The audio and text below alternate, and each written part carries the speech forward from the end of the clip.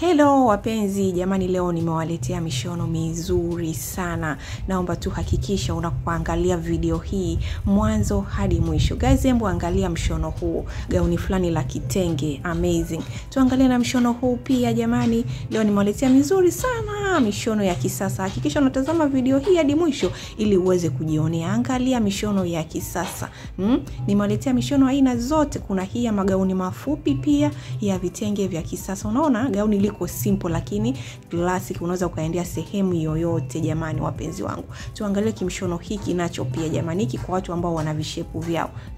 Tazama vizuri, kuna hiki nacho cha kitenge lakini kizuri. Wapenzi zingatia pia kitenge kiwe kina muonekano mzuri. Unajua kitenge nacho kinabeba mshono basi hakikisha kitenge chako kiwe kina muonekano mzuri. Kuna hivi vigauni fulani navyo vizuri, viko simple lakini vizuri sana sana sana.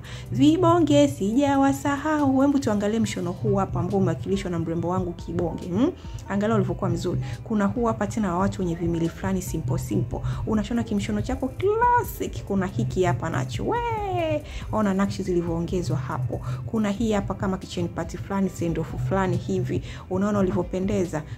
Huu nao pia ndo kama ule kidogo unataka kufanana. Angalia ulivyokuwa mzuri guys. Kuna vigauni fulani hivi amazing.